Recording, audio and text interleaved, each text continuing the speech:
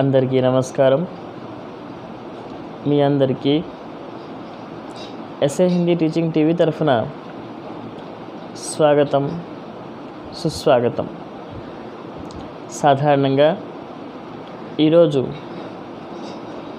10th class both స్టేట్స్కి 7th lesson భక్తి పద్ 7th లెసన్ భక్తి పద్ చెప్పబోతున్నాను. ఈ యొక్క భక్తి పదలో ఇద్దరు కవులు రాశారు, రైదాస్ అండ్ మీరాబాయి గారు. వాళ్ళిద్దరి గురించి మనం ఇవాళ తెలుసుకుందాం. అదేవిధంగా అసలు భక్తి అంటే ఏంటి, భక్తికి సంబంధించిన పద్యాలు అంటే ఏంటి, ఈ విషయాల మీద చాలా కూలంకషంగా మనం డిస్కస్ చేద్దాం. సాధారణంగా ఈ యొక్క భక్తి పదం మనం భగవంతుడిని ప్రేయర్ చేస్తూ ఉంటాం. భగవంతుడికి ప్రేయర్ చేసి మాకు ఇది కావాలి అని చెప్పి కోరుకుంటూ ఉంటాం. అందులో భాగంగానే భగవంతుని యొక్క కీర్తి ప్రతిష్టలను కూడా ఇనుమడింపజేసే విధంగా ఈ యొక్క భక్తి పదులు ఉంటాయి, భక్తికి సంబంధించినటువంటి పోయమ్స్ పద్యాలు ఉంటాయని చెప్తూ సాధారణంగా రహీం గారు ఏం రాశారు, రైదాస్ గారు ఏం రాశారు అనే టాపిక్స్ గురించి డిస్కస్ చేస్తూ ఫస్ట్ ఆఫ్ ఆల్ ఉన్ముఖీకరణలోకి వెళ్ళిపోదాం. ఉన్ముఖీకరణలో చెప్పుకున్న తర్వాత మిగతా విషయాలకు వెళ్దాం.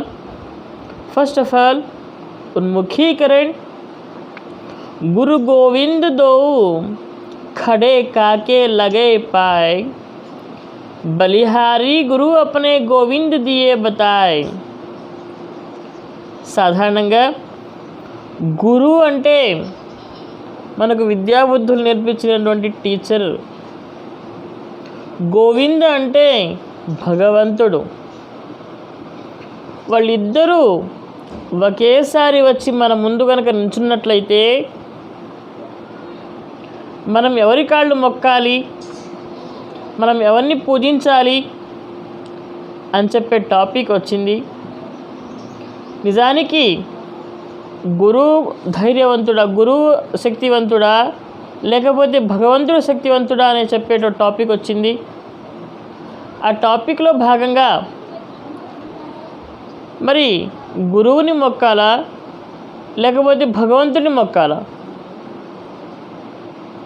సాధారణంగా నిజానికి గురువు అనేటువంటి వ్యక్తి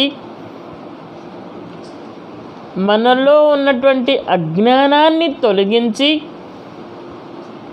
మనలో ఉన్నటువంటి అంధకారాన్ని తొలగించి మనకు జ్ఞానం అనేటటువంటి ఒక కొత్త మార్గాన్ని చూపిస్తాడు. కాబట్టి రియల్గా గురువు మనకు చాలా గొప్పోడు. ఆ జ్ఞానంలో నుంచే భక్తి దొరుకుతుంది. కాబట్టి ఆ జ్ఞానంలో నుంచే భగవంతుడు అంటే ఇట్లా ఉంటాడు, భగవంతుడి పట్ల మనం ఇలా ఉండాలి అని చెప్పి నేర్పించేవాడు, భగవంతుడిని చూపించేవాడు గురువు. కాబట్టి నిజానికి మనం గురువుకే మనం మొగ్గు చూపాలి. గురువుకి అంత ఇంపార్టెన్స్ ఉంది. ఈ యొక్క ప్రజెంట్ ఎప్పుడైనా సరే, ఏ టైంలో అయినా సరే గురువే అవుతాడు. సాధారణంగా గురువు పట్ల మనం అవలంబించే రకరకాల మార్గాలు ఏవైతే ఉన్నాయో, వాళ్ళ పట్ల మనం ప్రవర్తించే ప్రవర్తన ఏదైతే ఉంటుందో దాని ద్వారానే మన ఫ్యూచర్, మన భవిష్యత్తు ఉంటుంది అని చెప్పి ఒక చిన్న ఉదాహరణగా నేను చెప్పగలుగుతున్నాను. సాధారణంగా శుక్రాచార్యుల వారు ఉన్నారు, సాధారణంగా ద్రోణాచార్యుల వారు ఉన్నారు, అదేవిధంగా పాండవుల గురువుగా ప్రసిద్ధి చెందినటువంటి వాళ్ళు ఉన్నారు. ఏకలవ్యుడు గురువుగారి ఫోటోని పెట్టుకొని ఏ విధంగానైతే ఒక గొప్ప విద్యని నేర్చుకోగలిగాడో ఆ గురువుగారి గొప్పతనం గురించి ఆయన చెప్పాడు. కానీ గురువుగారు అడిగితే ఏదైనా ఇచ్చేసేవాడు. అంటే నేను చెప్పదలుచుకుంటుంది ఏంటి అని అంటే, గురువు యొక్క గొప్పతనం ముందు ఏ గొప్పతనం నిలవదు అని అంటున్నాను. గురువుగారు మన టీచర్కి మనం ఎంత రెస్పెక్ట్ ఇస్తామో ఆ బ్లెస్సింగ్సే, ఆ టీచర్ యొక్క బ్లెస్సింగ్సే మనకు చాలా దూరం తీసుకెళ్తుంది అని చెప్తున్నాను. ఇక్కడ గురువు గురించి వచ్చింది కాబట్టి ఒక చిన్న విషయం చెప్పాలి. సాధారణంగా చిన్నప్పటి నుంచి నేను మునుగోడు అనేటువంటి గ్రామంలో Acharu master, Subbarao master, Bhaskar master, Srinu master, Jyothi teacher, Srilatha teacher గారి దగ్గర చదువుకున్నాను. వాళ్ళందరూ కూడా ఇవాళకి కూడాను వాళ్ళకి మేము ఎంత రెస్పెక్ట్ ఇచ్చేవాళ్ళము అని అంటే, వాళ్ళు ఏ పని చెప్పినా కూడాను తూచా తప్పకుండా పాటించేవాళ్ళం. ఈవెన్ దోస్ 10th అయిపోయిన తర్వాత కూడా, ఇంటర్ అయిపోయిన తర్వాత కూడా, డిగ్రీకి వెళ్ళిన తర్వాత కూడాను మేము వాళ్ళ ఇళ్ళకాడికి వెళ్ళి కాసేపు కూర్చొని చదువుకొని వచ్చేవాళ్ళం. వాళ్ళ పట్ల మాకున్నటువంటి ప్రేమ, ఆదరాభిమానాలు అట్లాంటివి. అదేవిధంగా ఇవాళ వాళ్ళు ఎక్కడ ఉన్నా సరే వాళ్ళకు మేము ఎప్పుడు కాల్ చేసినా సరే అంతే రెస్పెక్ట్గా, అంతే గౌరవంగా వాళ్ళు మాతో మాట్లాడుతూ ఉంటారు. అంటే ఇది మా గొప్పతనం కాదు, ఆ టీచర్స్ గొప్పతనం. మా టీచర్స్ ఆచార్య మాస్టర్ గారు కానివ్వండి, సుబ్బారావు మాస్టర్, మదన్ మోహన్ మాస్టర్ గారు కానివ్వండి, సీను మాస్టర్ కానివ్వండి, అదేవిధంగా శ్రీలత టీచర్ గారు కానివ్వండి, అదేవిధంగా జ్యోతి టీచర్ గారు కానివ్వండి, అదేవిధంగా భాస్కర్ మాస్టర్ కానివ్వండి, అందరూ కూడా మా పట్ల, నా పట్ల ఎస్పెషల్లీ వాళ్ళు చూపించినటువంటి ఆ ప్రేమాభిమానాలు ఏవైతే ఉన్నాయో, ఇవాళ ఈ స్టేజ్కి నుంచోబెట్టినాయి వాళ్ళ ఆశీర్వాదాలు ఏవైతే ఉన్నాయో, వాళ్ళతో పాటు మా పేరెంట్స్ ఆశీర్వాదాలు కూడా మాకు చాలా ఇంపార్టెంట్. కాబట్టి నాకు ఒక దారి చూపించినటువంటి వ్యక్తులు వాళ్ళు, దేవుడి వాళ్ళు చిన్నప్పటి నుంచి నా చదువుని బాగా చేపించారు కాబట్టి, చదివించారు కాబట్టి ఈరోజు నేను ఈ పొజిషన్లో ఒక ఛానల్ పెట్టుకొని లెసన్ చెప్పుకోగలిగినంత స్థాయికి ఎదిగాను. అంటే ఇక్కడ ఒక్క విషయం చాలా క్లారిటీగా చెప్పదలుచుకుంటున్నాను. భగవంతుణ్ణి చూపించేది గురువులు, ఆ గురువులే మన పట్ల, ఆ గురువులే మనకు నిజమైనటువంటి దేవతలు అని చెప్పి కూడా చెప్పడంలో ఎటువంటి సందేహం లేదు. కాబట్టి ఇక్కడ కూడా అదే చెప్తున్నాడు. గురు గోవింద దోవు ఖడే కాకే లగే పాయ్ బలహరి గురు అప్నే ఆపనే గోవింద దియో బతాయ్. భగవంతుణ్ణి మనకు చూపించిందే మన గురువులు. ఆ గురువుల్ని మనం ఎప్పటికీ మర్చిపోకూడదు. ఆ గురువుల్ని మనం ఎప్పటికీ గుర్తుపెట్టుకోవాలి. ఆ గురువుల పట్ల మన భావనలు చాలా ప్రస్ఫుటంగా కనిపించాలి. ఆ గురువులంటే ఎప్పటికీ ప్రేమాదరాభిమానాలతో మనం ఉండగలగాలి. రైట్? అర్థమైంది అనుకుంటున్నాను. ముందుకెళ్దామా? రైట్. उद्देश्य छात्रों को प्राचीन साहित्य से अवगत कराते हुए उनमें काव्य रचना की विविध शैलियों का ज्ञान कराना है. छात्रों को प्राचीन साहित्य से अवगत कराते हुए काव्य रचना की विविध शैलियों का ज्ञान कराना है. సాధారణంగా మన ప్రాచీన సాహిత్యం ఏదైతే ఉందో, అదేవిధంగా ప్రాచీన సాహిత్యం గురించి చెప్తూనే రకరకాలైనటువంటి కొత్త అవగాహనలు, కొత్త రచనలు, కొత్త కొత్త మోడల్స్ని ఫాలో అవుతూ మన కావ్య రచనలు ఏ విధంగా ఉండాలి, మన పోయిట్ ఎట్లా రచించాలి అని గుర్తిస్తూ భారతీయ సాహిత్య వ సంస్కృతికి ప్రతి భారతదేశ సాహిత్య సంస్కృతి పట్ల, భారతదేశ కల్చర్ పట్ల మనం ఎప్పుడూ కూడా ఇంట్రెస్ట్గా ఉండాలి, ఆనందంగా ఉండాలి, ఇతరులకు నేర్పించే విధంగా ఉండాలి. ఎప్పుడు భక్తి మార్గంలో నడవాలి. ఆ భక్తి మార్గంలో నడిచేటప్పుడు కూడా ఎప్పుడు కూడా మనం నిరాడంబరంగా ఉండాలి. ఈ విధంగా మనం ఎప్పుడైతే నిరాడంబరంగా ఉంటామో, ఎప్పుడైతే మంచిగా డెవలప్ అవుతామో, ఆటోమేటిక్గా మన దేశం, మన సంస్కృతి, మన కల్చర్, మన ఆచార వ్యవహారాలన్నీ కూడాను డెవలప్ అవుతాయి. మనం ప్రతిదీ కూడా జాగ్రత్తగా అనుసరించాలి. దానిని మన పిల్లల చేత చేయించాలి. ప్రజెంట్ 10th క్లాస్ పిల్లలకి ఈ లెసన్ పెట్టడం కూడా మెయిన్ ఉద్దేశం అది. క్లారిటీ వచ్చిందా? రైట్. నెక్స్ట్ विधा विशेष, इसमें एक चौपाई और एक पद है. चौपाई मात्रिक समछंद है. चौपाई और पद विशेष लय और ताल से गाए जाते हैं, जो बच्चों के रागात्मक मन को छू लेते हैं. चौपाई छंद 4 पंक्तियों का होता है. इसकी प्रत्येक पंक्ति में 16 मात्राएं होती हैं. చౌపాయి అంటే ఏంటి, అదేవిధంగా దోహా అంటే ఏంటి అనేది మీకు క్లారిటీ రావాలి. చౌపాయి అంటే 4 పాదాలు కలిగినటువంటి పద్యాన్ని చౌపాయి అంటారు. 2 పాదాలు ఉన్నటువంటి పద్యాన్ని దోహా అంటారు. అదేవిధంగా ఈ చౌపాయిలో ఛందులు ఉంటాయి, మాత్రలు ఉంటాయి. అందులో కూడా మళ్ళీ 16 మాత్రాస్ అంటే చాలా పెద్ద పోయంగా మనం చెప్పుకోవచ్చు. ఈ ఛందస్సు కానివ్వండి, ఈ మాత్రలు కానివ్వండి, అదేవిధంగా ఈ సంధులు కానివ్వండి, ఇవన్నీ కూడాను కలిపి ఒక అలంకారాలు కానివ్వండి, ఇవన్నీ కూడా చాలా చాకచక్యంగా, చాలా మంచిగా, ఇంట్రెస్ట్గా, అందరికీ అర్థమయ్యే భాషలో రాయటం జరిగింది. వీళ్ళ గురించి మనం డిస్కస్ చేద్దాం. కాబట్టి మీకు అర్థమైందని చెప్పి ఆశిస్తూ ముందుకెళ్ళిపోదాం.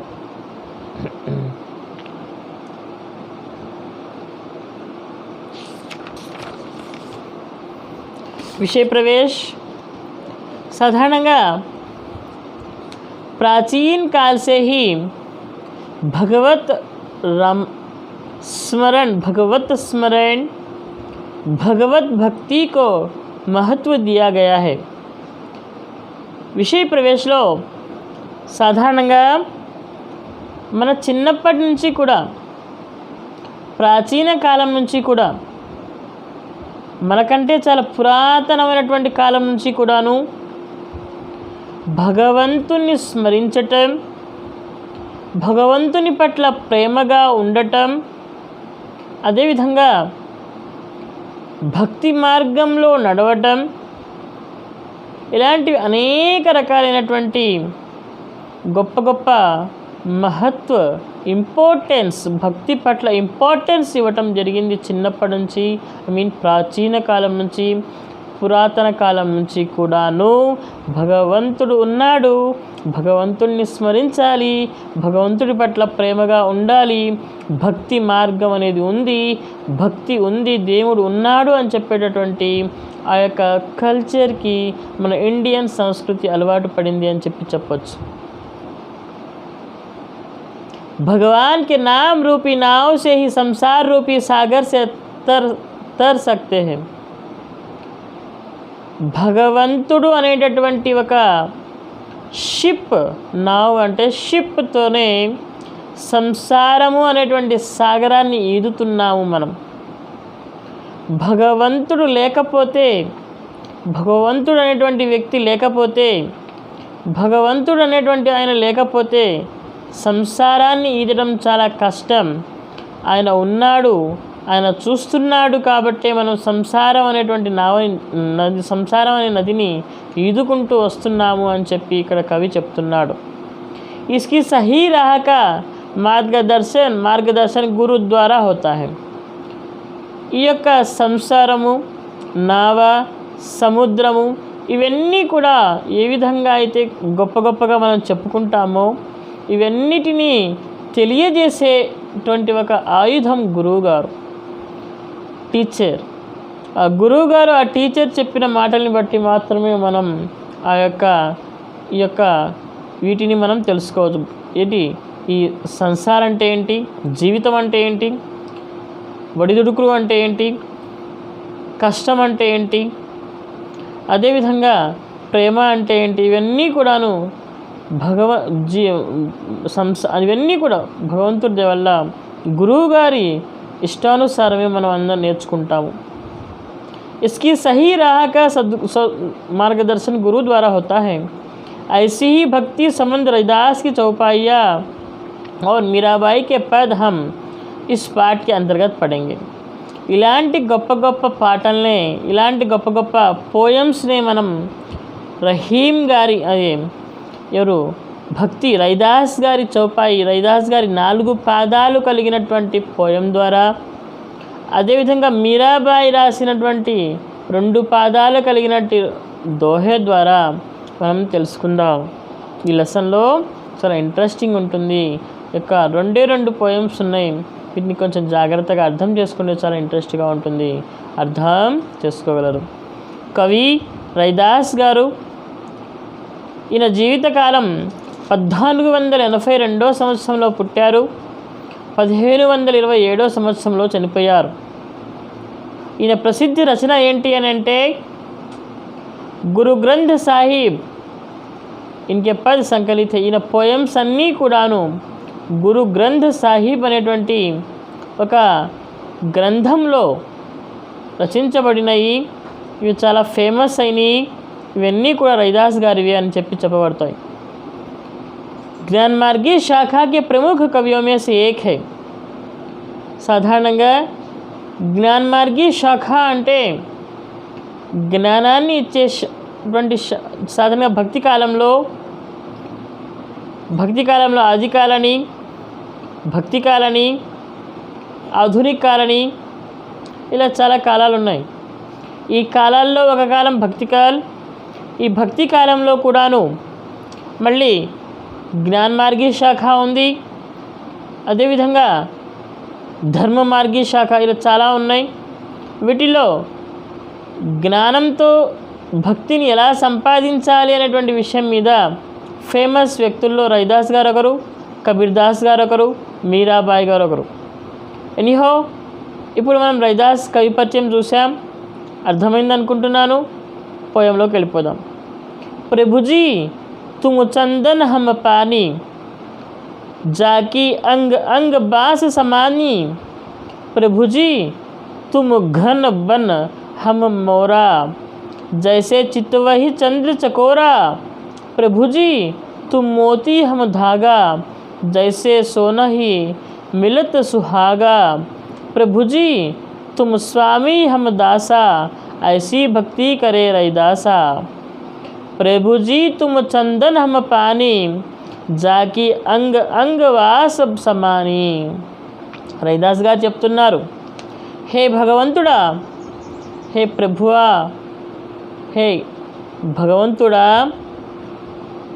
నువ్వు చందనివి అయితే, చందన్ అంటే మీ అందరికీ తెలుసు, చాలా సుగంధం ఇచ్చేటువంటి చందనపు వృక్షాలు, చందనపు మొక్కలు అని చెప్తూ ఉంటాం. భగవంతుని పూజ చేసేటప్పుడు, ఆరాధించేటప్పుడు గంధం రాస్తూ ఉంటాం. గంధం, దాన్నే చందన్ అంటారు. ఈ చందన్ భగవంతుడా నువ్వు చందన్వి, నువ్వు గంధంవి అయితే నేను నీరుని. నీరు ఆ గంధం 2 కలిసిమెలిసి ఉంటే ఆ సంతోషమే వేరు, ఆ సువాసనే వేరు. ఆ గంధం అండ్ ఆ నీరు ఇద్దరూ ఆ రెండింటినీ కలిపినప్పుడు సాధారణంగా ఆ వాసన ఎంత దూరం పోతుంది అని అంటే ఎక్కడ చల్లినా కూడా ఆ వాసన వస్తూనే ఉంటుంది, మంచి వాసన. అంటే ఇది చందనం అండ్ నీళ్లు ఇద్దరు కలిస్తే ఏ విధంగా అయితే వాసన వస్తుందో అదేవిధంగా భగవంతుడు కూడా ఉన్నాడు. ఏది లేకపోయినా కూడాను వాసన రాదు. కాబట్టి ఈ 2 ఒకరికొకరు ఏ విధంగా కలిసిపోయినాయో భగవంతుడా మేము కూడా నీలో కలిసిపోతామయ్యా అని చెప్పి ఇక్కడ కవి చెప్తున్నాడు. ప్రభుజీ తుమ్ ఘన్ బన్ హమ మోరా, జైసే చిత్తవై చంద్ర చకోరా. హే భగవంతుడా, నువ్వు మేఘం అయితే, నువ్వు మేఘం నుంచి వచ్చే వర్షం అయితే, నేను చకోర పక్షిని. ఏ విధంగా అయితే నీతో వచ్చే వర్షపు నీటిని మాత్రమే తాగే పక్షిని నేను, నీ నీటిని మాత్రమే తాగే పక్షిని నేను, నీ నీరు తప్ప వేరే నీటిని ముట్టుకోని పక్షిని నేను. కాబట్టి నీ పట్ల నాకున్నే ప్రేమ నువ్వు మాత్రమే చూపించగలవు, నీ పట్ల నాకున్న ప్రేమ నువ్వు మాత్రమే గ్రహించగలవు. నువ్వంటే నాకు అంత ఇష్టం అయ్యా. దేవుడి పట్ల ఉండాల్సిన ప్రేమ అట్లాంటిది. సాధారణంగా వర్షాకాలంలో మాత్రమే వర్షం వస్తుంది, మీ అందరికీ తెలుసు. అఫ్కోర్స్ కొన్ని సందర్భాల్లో వేరే టైంలో కూడా వర్షాలు వస్తూ ఉంటాయి. ఈ పక్షి అనేది ఏదైతే ఉందో కేవలం వర్షపు నీటిని మాత్రమే తాగుతుంది. వేరే జలాశయాలు ఎన్నో ఉంటాయి, సముద్రాలు ఉంటాయి, అదేవిధంగా రకరకాలైనటువంటి కుంటలుంటాయి, రకరకాలైనటువంటి బావులు ఉంటాయి. కానీ వాటి దేంట్లో తాగదు. ఎందుకు అని అంటే ఆ భగవంతుడి ద్వారా, ఆ మేఘాల ద్వారా నుంచి వచ్చి కురిసే వర్షం మాత్రమే తాగుతాను, వేరే నీళ్ళు నేను తాగను అని చెప్పి ఆ చకోర పక్షి అట్లానే ఉంటుంది. అంటే ఏ విధంగా అయితే ఆ చకోర పక్షి ఆ నీళ్ళ కోసం వెయిట్ చేస్తూ ఉంటుందో, అదేవిధంగా మనము కూడా మన ఇష్టమైన భక్తి దేవుడి కోసం, మన ఇష్టమైన భక్తి దేవుడైనటువంటి ఆ దేవుడి కోసం మన భక్తి కూడా అంత నిజాయితీగా, అంత కఠోరంగా ఉండాలి, మనం అంతగా పిచ్చిగా నమ్మాలి అని చెప్పి ఇక్కడ కవి చెప్తా ఉన్నాడు. ప్రభుజీ తుమ్ మోతీ హమ్ ధాగా, జైసే సేనా హీ ఇమ్లత్ సుహాగా. ఏ ప్రభు, నువ్వు ముత్యానివి, నేను దారాన్ని. ఈ ముత్యాలకు దారం జత కలిస్తేనే నీకు అందం, నాకు అందం. ఓన్లీ ముత్యాలను మాత్రమే మన మీద ఏ విధంగా అయితే వేసుకోరో, ముత్యాలని మాత్రమే మన మెడలో వేసుకోవడానికి కుదరదో, ఆ ముత్యాలు గుచ్చడానికి ఎస్లీస్ట్ దారం కావాల్సి ఉంటుంది. ఆ దారం ఉంటేనే మనం ఏదైనా ఆ ముత్యాలకు విలువ వస్తుంది, మెడలో వేసుకోవడానికి అవకాశం ఉంటుంది అని చెప్పి కవి చెప్తూ, హే భగవంతుడా, నువ్వు ముత్యానివైతే ఆ ముత్యాలకు ఆ యొక్క గుచ్చేటువంటి ఆ యొక్క దారాన్ని నేనయ్యా అని చెప్పి అంటాడు కవి. ఆ ముత్యాలకు దారం గుచ్చినప్పుడు ఆ దారంకి విలువ వస్తుంది, ఆ ముత్యాలకు విలువ వస్తుంది. రెండు కలిపి మనం మెడలో వేసుకున్నప్పుడు మనకు అందం వస్తుంది. కాబట్టి ముత్యము దారము ఏ విధంగా అయితే కలిసిపోయినాయో, మన ప్రేమ, మన భక్తి కూడా అట్లా కలిసిపోవాలి అని చెప్పి ఇక్కడ కవి చాలా జాగ్రత్తగా చెప్తున్నాడు. ప్రభుజీ తుమ్ స్వామి హమ్ దాసా, ఐసీ భక్తి కరే రైదాసా. ప్రభుజీ, నువ్వు ప్రభువు, నాకు నువ్వు యజమానివి, నేను నీకు సేవకుడిని. యజమాని ఏది చెప్తే అదే నేను చేస్తాను. కాబట్టి నువ్వు యజమానిగానే ఉండు, నేను సేవకుడిగానే ఉంటాను. మన ఇద్దరి పట్ల ప్రేమ అట్లానే ఉండనివ్వు. నీ పట్ల నేను ప్రవర్తించే ఆ యొక్క ఫీలింగ్స్, నీ పట్ల నేను చేసే పనులు ఇట్లానే ఉంటాయి. నువ్వు లేకుండా నేను లేను, కాబట్టి నేను లేకపోయినా నువ్వు ఉంటావు, కానీ నువ్వు లేకపోతే నేను లేను అని చెప్పి కవి చెప్తూ, ఏ విధంగా అయితే పైన ఉదాహరణలన్నీ ఉన్నాయో, భక్తి అనేది, భగవంతుడి పట్ల ప్రేమ అనేది ఈ విధంగా ఉండాలి అని చెప్పి కవి రైదాస్ గారు చాలా కూలంకషంగా, చాలా నీటుగా, చాలా మంచిగా చెప్పారు. నిజంగా ఆయనకి హ్యాట్స్ ఆఫ్ చెప్పుకుందాం, నిజంగా థ్యాంక్స్ చెప్పుకుందాం. ఇంతటితో రైదాస్ గారి పోయమ్స్ అయిపోయినాయి. నెక్స్ట్ మీరాబాయి, కవయిత్రి మీరాబాయి గారు. ఈయనమే 1498 సంవత్సరంలో పుట్టారు, 1573లో చనిపోయారు. మీరాబాయి పదావళి ఈమె రాసినటువంటి ప్రసిద్ధ గ్రంథం. कृष्णोपासक कवित्रियों में श्रेष्ठ माधुर्य भाव प्रयोग में पटु. కృష్ణుణ్ణి, భగవాన్ కృష్ణుణ్ణి ఎవరైతే ఎక్కువగా పూజిస్తూ ఉంటారో అందులో ప్రముఖమైనటువంటి కవయిత్రుల్లో మీరాబాయి గారు ముందంజలో ఉంటారు. మీరాబాయి గారు మాధుర్య భావ్, ప్రేమ మాధురి, పిల్లల పట్ల ఉండే భావాన్ని మాధుర్య భావ్ అంటాం కదా, అట్లాంటి భావన కలిగినటువంటి వ్యక్తి. అట్లాంటి భావంతో ఈమె రాసేటువంటి పోయమ్స్ మాధుర్య భావ ప్రేమలో కలిసిపోతుందని చెప్తూ ఈమె పోయం ఏ విధంగా ఉందో చూద్దాం.